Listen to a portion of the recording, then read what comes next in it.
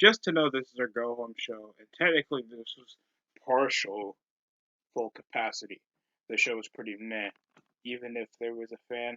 Most of the top guys that came over, like Cody Rhodes, most of the guys were, oh, they are over, they are over. Well, I think the subsequent lack of any semblance of a reaction for Cody came over the backstage heat already has, and people, and even the fan base over videos of just hearing people that even said that they're AEW fans already contemplate that, Cody Rhodes is kind of full of shit. So yeah, we already understand most of why certain guys get a reaction, and they didn't even. There was a bit of a pop for Orange Cassidy, a bit of a pop. I think the biggest reaction came over just off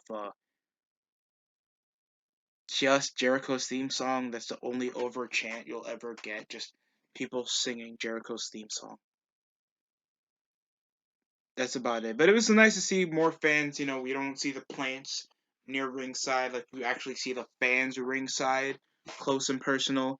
They directed the stage a bit differently, I guess, to monitor and make it feel at least like it's something. The opening match was quickly happening. It was a 6-minute opener. Or Darby Allin faced off against Caesar Brunani. Caesar Brunani, that just looks like if Dexter Lumer became a Italian rapist. That's what he looks like. I don't care how offensive that sounds. That's what he looks like. He looks weird to me. And he comes around doing some heavyweight moves, barely even targeting the injured ribs over for Darby Allin anyway. A bit of an applied sleeper. There was a few rest holds, a shotgun drop kick, an attempt over a coffin drop from the outside. Darby Allin does win though. It ends with Team Taz coming by until I'm kidding, they're done with Team Taz. It came with Scorpio Sky and Ethan Page jumping them until a whole legion of Dobbies came. Nah, it ended with the Dark Order came for no reason. Like they come in after they were getting jumped, and then Sting and Darby would just get their payback. It felt like 2 weeks of build in one night. The Dark Order, they didn't even help out when Hangman was getting messed up with FTW early in the night. It just felt so rushed. It was a basic, decent opener, and it was 6 minutes. And that's as much as I complain about the AEW openers being way too dragged over and long with work rate BS. This was actually a pretty decent opener. Even though the Caesar Bonani guy's always a jobber every time he's on the show, so why have him there if he doesn't even have a gimmick? At least make him a jobber with purpose. Not much stuff was with Disco Inferno, but at least he had a gimmick. At least he was a character. It was like, oh, he's not beating Rick Steiner 1-on-1, but at least he'll be entertaining. Next, we had the weigh-in for, of course, the anticipated young guy that was part of the Factory faction. It's like, do I really care? I don't. So I'm gonna be talking about it.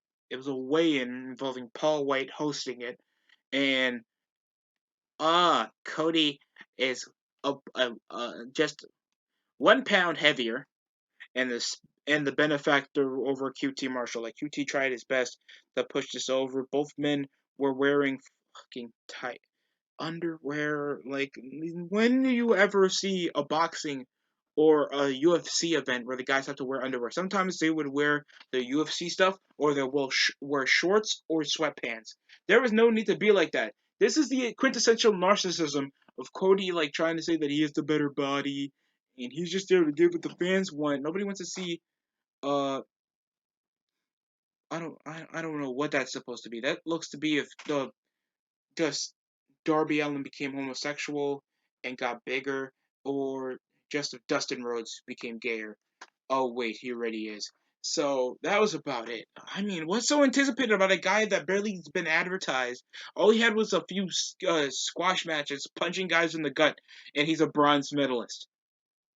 How is that more advertised than a feud involving a guy that's been in the shadow of the Nightmare family for quite a while? Why aren't they selling over that? Oh, because QT Marshall can't draw. But so can't Anthony Ogogo. I don't care about this match.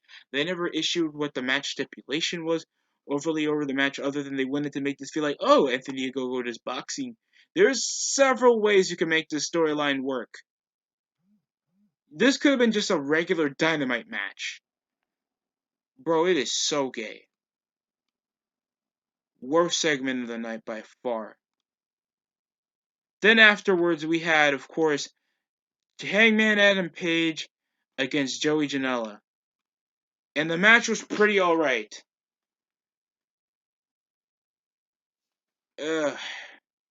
I guess. There was average targeting of the head, a DDT, there was a corner spot, there was a crap belly-to-belly suplex. I don't know what he was trying to go for over the turnbuckle, and then somehow, just sprinting out of nowhere, Adam Page was just bleeding buckets later in the match after he won with the buckshot lariat. It ended with Brian FTW about to jump him until Hangman was disappointed with Brian Cage, so it came into a quintessential show if he was a man. Of course, Brian Cage showed that his pride will get in the way of any of FTW's ambitions, so it's going to end in a one-on-one match. I guess. I guess this is the only way Hangman would be doing something by himself. And even though he's been affiliating with Dark Order, but they don't help with FTW, but somehow the Dark Order would help with Sting and Darby Allin. Nobody questions what their allegiance is allied to. This match was just pointlessly nothing just to build over to the pay-per-view. Because even though they're so great over long-term booking, we have a few matches that have the bare minimum of like 1 to 2 months to build. None of them feel like they're for a reason. Nice. And then, of course, we had Orange Cassidy's answer. No, it was Pac. Like, the bastard came out saying it doesn't matter who has to say the word, I'll be the world champion. And then Don Callis just coming out. I'm not even in the building just for Kenny Omega to act like a mid-Carter jobber to hit him with the belt because he just keeps looking weaker against mid-Carters. It doesn't affiliating him up because he needs to do backhanded heelish tactics to presume heat, even though he's supposed to be the best wrestler in the world. And that's kind of showing that he has to be a bit more world class, that he wouldn't be trying stuff like that. And these guys are just not superstars. Like, I like Orange Cassidy, but you're gonna like guys like that can get over in doses. Like, whenever you see Rikishi, you don't think, oh, let's give him the title. It's like, okay, I can see him in this upper mid card program, but other than that, he better not win the world title. That'd be confusing if he beats Steve Austin. Like, nobody wants to see that. That's Orange Cassidy. He he's over, but over to an extent where you need to put him into storylines that can, like, that just pushes over his character and just gets the other guy over or not. Like, that's all it is, just entertaining character, and you just over push its boundaries, even though we got no talking ability out of the guy, because the best thing he says is weenies. Orange Cassidy would come out, giving an envelope to Kenny Omega where it was their shredded contract from before, and Superman punched him. Then Gallows and Anderson. Gallows just comes around looking more like anti-hetero than on Impact, where he literally had a sleeveless jacket, sleeveless red leather jacket. So that just makes more wrestlers feel gayer by the moment. Where it says dangly on it. Now imagine having that, and you're supposed to be a pro wrestler that's supposed to be at least a man that can't beat a regular person in a fight. Like, come on, man. That's kind of stupid. It ends with there was, of course, the orange punch, and it ends with Orange Cassidy standing tall with the world title. That was about it. And that was a mid-cardy segment, and it just didn't sell over. Kenny is being threatening. Pac did a couple cool attempts to fight them. Chris Statlander and Just the Best Friends are there. I hope they get released. I don't mind Trent, but Chuck sucks, and Chris Statlander should be released. There was, of course, also a segment, and it felt pre-recorded, because, like, in a split second after the segment was done, the promo involving Matt Hardy being like, oh, it would be amazing if you issued over a contract, I hope Matt goes back to just let him be old school Matt Hardy, or just let him be broken, or just die. Big Money Matt sucks. I don't know what part of this got over in Ring of Honor or some crap like this, but Big Money Matt sucks to me. He like Carolinian guy who wrestled in the backyard, is mentally unstable, doesn't reach sketchy businessman slash wrestler to me. That makes no sense.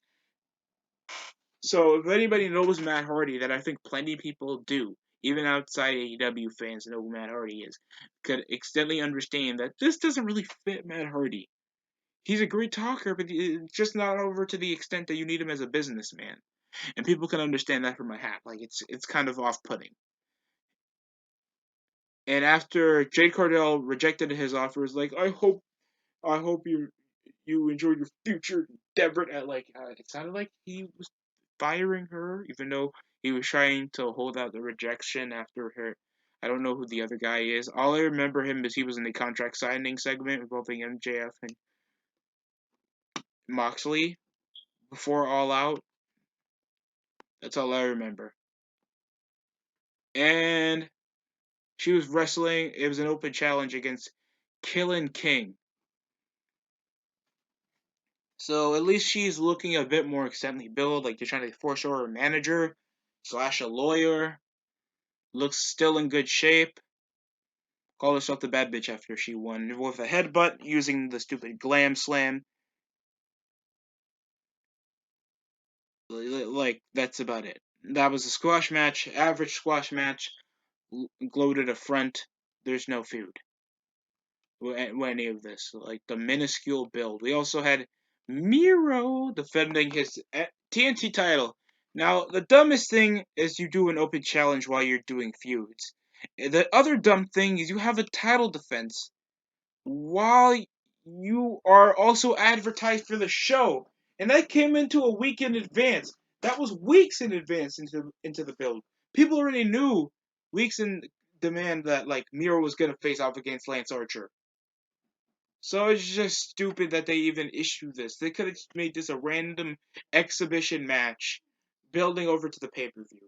Miro won. He was still beating the shit out of Dante Martin. Went have a top flight. His other brother is injured. So we got like, I don't know if Logic was black over here. I don't know. He just looks like Sheen from Jimmy Neutron. Other than that, this was a squash match. Uh, he was trying to at least catch him off guard with a springboard moonsault. Didn't go anywhere. There was a kick, and then the game over. Decent squash match, but this shouldn't have been a title defense if you were going to make a squash match anyway. That could have been weeks in advance before you built up to the match. That I'm actually excited for because somehow the mid carders are actually making me feel more anticipated for the mid card title match than the world title match. And I know that's not even going to be the main event. And that's a problem with me. I'm not saying that you can do non-title world title main events, and it's dependent on the feud, but it's just the importance of Kenny Omega feels like the TNT title should go on later than the world title match, just over the star power that Kenny even brings for his own promotion. Like I remember he literally had a segment over on like a few segments involving the Impact. We literally went over it on the watch along. That crap went down 20,000 viewers from last week's Impact. Come on. So you're calling each other a bitch. I don't give a F. I didn't have enough cocaine after this. Look, DDP yoga, I'm gonna die anyway. And he tells Lance Archer to sick him. Lance Archer gets the upper hand, trying to get to the choke slam. Kicks away into a small brawl out to the outside. Our blow off little ending encounter before we head to the Sunday. And then we had a 1 year anniversary for Hikaru Shida. Pretty much an excuse to just waste some more screen time and just give her a new title because already people have been questioning that the belt looks stupid anyway. And that's about it. Britt Baker came over saying that she's the Steve Austin of this era. because 316 is going to be DMD, in concluding with her being the next, AEW Women's Champion. Decent cutoff, average promo, a bit strong, and the commentary barely questioned it over the show. Pretty alright promo, and that's about it. I'm really not conflicted over tonight, man. It felt like this was so uneventful for a blow off. Yeah, some of them were decent blow offs, like the Lance Archer and Miro stuff, but like the World Championship is not getting me anywhere. I don't care about the weigh-in for Cody Rhodes to have an excuse to beat more lower mid card jobbers, so he has an excuse to go over.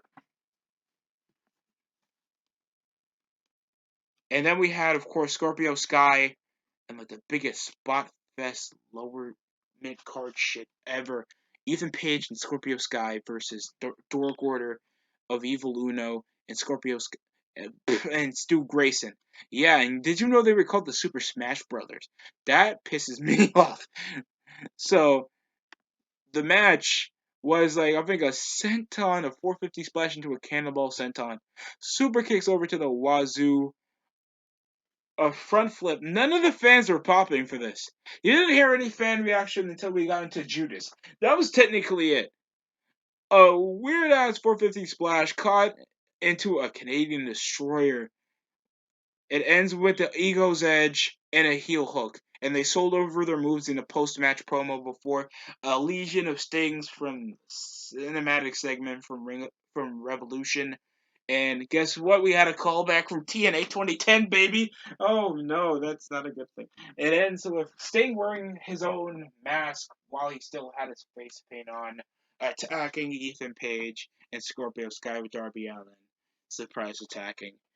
Blow off and a bit of an evening for Sting's first wrestling match in 6 years, and I guess that's advertised after what would people win from Revolution, but at least we're having it in Double or Nothing. Can't wait for Darby to do most of the work. That'll be fun. Hopefully, we at least get a sentiment of a pop. Like what always sells over a match, even if the wrestling match is shit. If the fans get involved, and that saves a match. Inner Circle had a celebration. They had their own. So it's like they're really telling me that they're going to break up. They even had multiple like vignettes over these are the best badasses I've ever seen. These are the best badasses I've ever seen. And you know how I seen Santana breaking up in the Inner Circle so bad for me. I had no reason to do vlogs anymore because Chris Jericho's in my corner. We just want to be a tag team again. Wait, Santana, what do you mean? I don't really care. Santana was the only person pulling over a decent promo instead of Chris Jericho. Really average thing being like this probably is their last time being the Inner Circle if they lose. Going over that I love this guys. Jericho was going to say they were the baddest mother until Ortiz cut him off. I thought that was a bit corny because we know they're not going to cuss unless it's shit because, oh, they're not WWE. They're not WWE. Oh. It ends with the ending segment ended with the Pinnacle from a trap involving MJF, calling them out with Dean Malenko caught in a ring post, and it ended up in a surprise attack in the Pinnacle, ending in a altogether now pile driver on everything, even on two tables.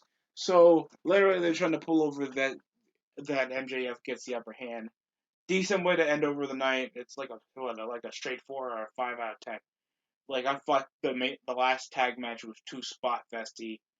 Opener was alright. I felt like no match has ever caught over my attention, other than we'll have another Casino Battle Royal. Because every time, instead of making a different match stipulation, a unique match stipulation is going to be a tag team battle royal.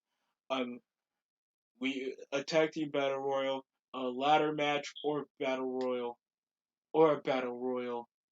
Well, why don't we do scavenger hunts, or like you get a giant hill and you let the wrestlers fly over it. Like there's different match stipulations you can do. Sure, they don't feel non-traditional, but they'll catch people's attention. Hell, make like a rip-off American Ninja Warrior crap like that. People watch that. Ending segment was alright. I hated, and I goddamn hated that whole corny ass shit Tony Khan was doing with the whole uh of Nick making so many good deals because of your WWE's making some partnerships, getting catching some attention, and I was making New Japan work rate G1 climax matches with Satoshi Kojima and of course Okada, and of course doing stuff with the United States title. Like he's going over this like he's stretching his dick over indie strong style bullshit that nobody even hears about anyway whenever they watch AEW Dynamite anyway. Like really, like oh god, Yuji Nagata, oh wow, like he's really pulling it over to Nick Khan. I don't care. Why don't you sell over your pay per view this Sunday? That's what I'm concerned about. Aren't you concerned after you had to change your weekly program being on a really most watched network into TBS? Like Tony, like get over yourself. Always, like this is stuff that NWA would be paying you double for, but you have TNT contracts that limit yourselves from doing like weekly TV and getting Shaq on it to having weekly like bi-weekly TV pay-per-views.